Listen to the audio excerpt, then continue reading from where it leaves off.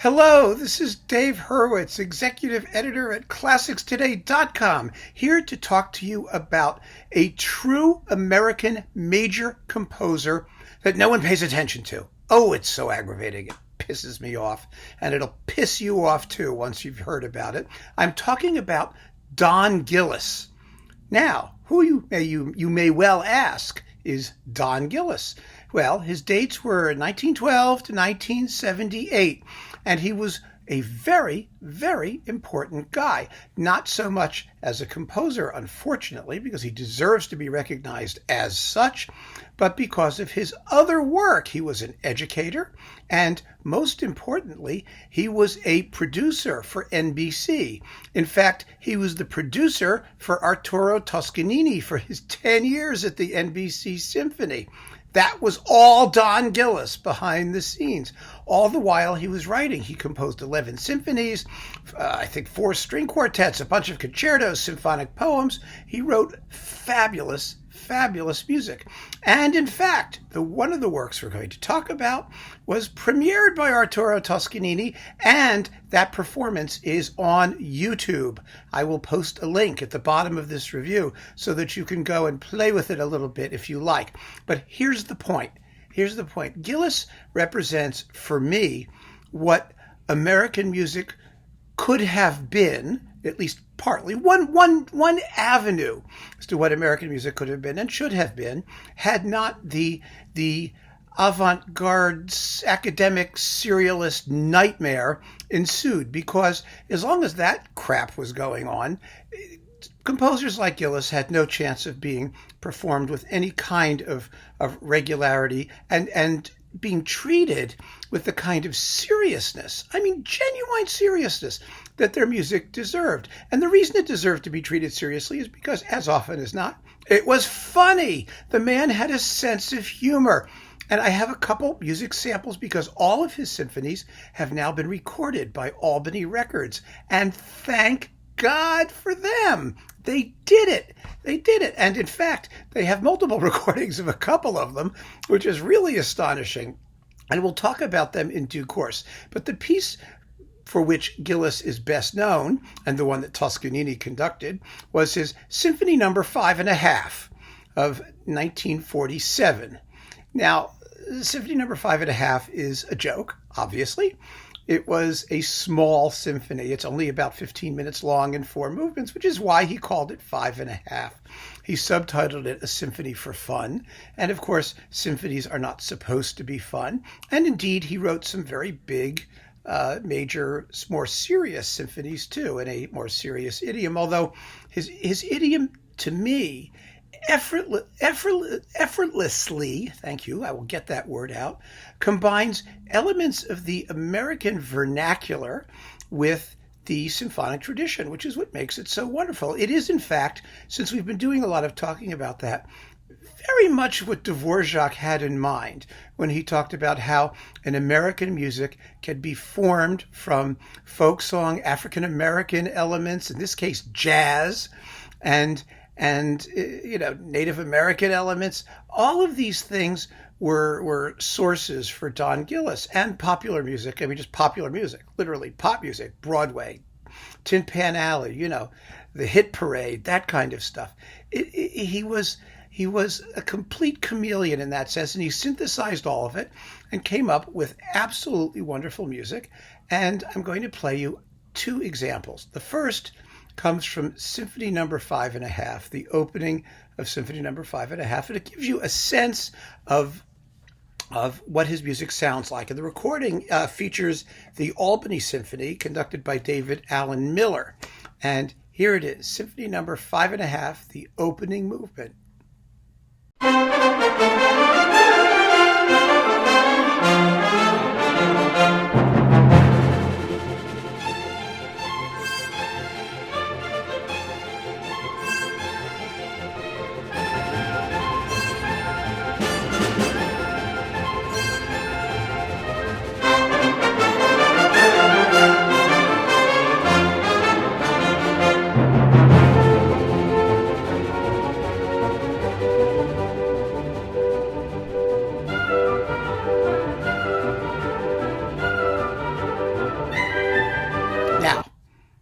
Get it? I mean, it's just great. It's just great. These titles they have. The movements have wonderful titles. The first movement is entitled Perpetual Emotion.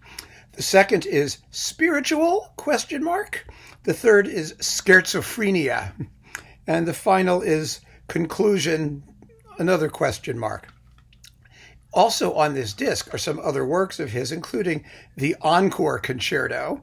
That's a 15-minute long piano concerto he wrote in order to give pianists something extra to do when they had some time to fill, which is delicious. The Ballet Shindig and Symphony No. 10, which is subtitled The Big D, as in the city Dallas, Texas. Gillis grew up in Texas, and a lot of his musical inspiration comes from scenes and towns and things in Texas. Now, the Big D has four movements with the following titles: All American City, Requiem for a Hero, Conventioneer, and finally, the Cotton Bowl, which, for those of you who don't know what the Cotton Bowl is, it's a major athletic event in a large stadium. The event in question being American football. In any case, let's listen to a bit of Conventioneer. This is a very interesting example. We'll talk about it on the other side, so you'll know exactly what I had in mind. Once again, this is the Albany Symphony with David Allen Miller conducting.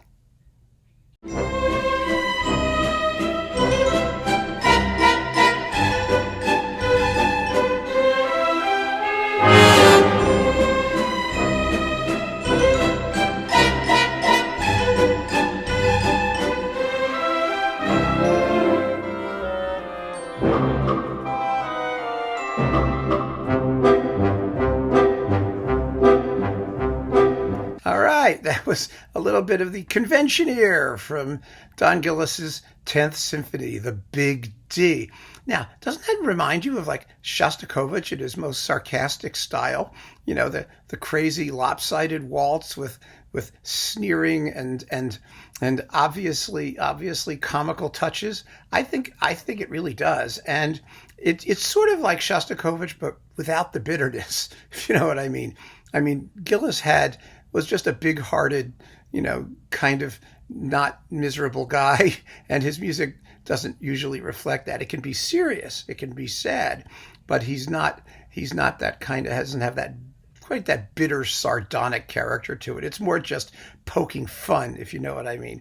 Now, the interesting thing about this series is that Albany has recorded these symphonies again with different couplings, with the Symphony of Varsovia under Ian Hobson.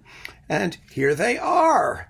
One disc has symphonies numbers 1 and 2. Number 1 is subtitled An American Symphony. Number 2 is subtitled A Symphony of Faith, which is based, as you might guess, on hymn tunes and other liturgical music. And then Symphony number 5.5. That's right here.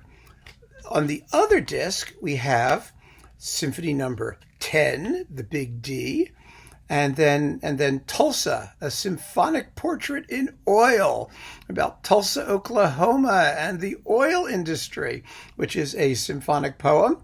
And then finally, Symphony number 3, a symphony for free men of 1942.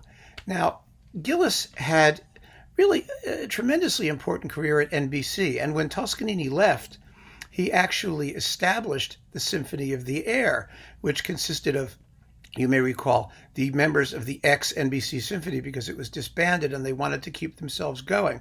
He became president of the American Symphony Orchestra Association.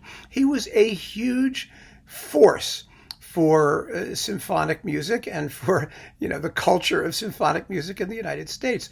But as a composer, he was almost completely ignored. And the Symphony number 5.5 is just about the only thing of his that gets played. I mean, Hyperion even recorded it on a disc of American Light Music. So it was always sort of out there. Gillis recorded it too, and you can find his recordings. They're available. They're available on Amazon. They're mono, but they're terrific. They're on Decca, actually. And so, there was always this sort of he was a man behind the scenes, but he doesn't deserve to be behind the scenes. He deserves to be played, and he deserves to be played with as much love and care and affection as any other 20th century American composer.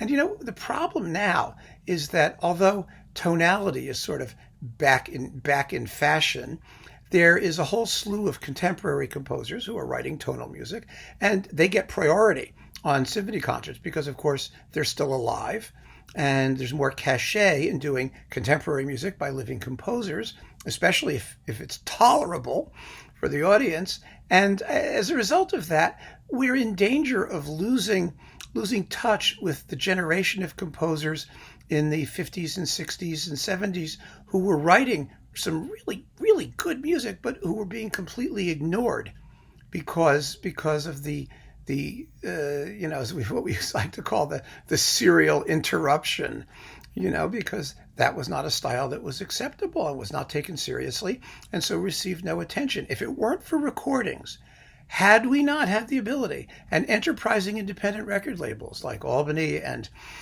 some of the others that are out there now, we would never ever know that this stuff existed. We, as music listeners, of course, historians and scholars and people would know, but nobody pays attention to what they do. I mean, there has to be a medium which makes this accessible. And of course, hopefully now, having everything digitized and online will create even more opportunities to hear this stuff. And of course, there will be tons and tons of garbage. But somewhere amidst the morass, there are gems. There are gems waiting to be found. The greatest American composer of the 20th century may be someone who we don't even know yet. I mean, can you imagine? There's no rule that says the cream always floats to the top, or the best is what's going to get recognized.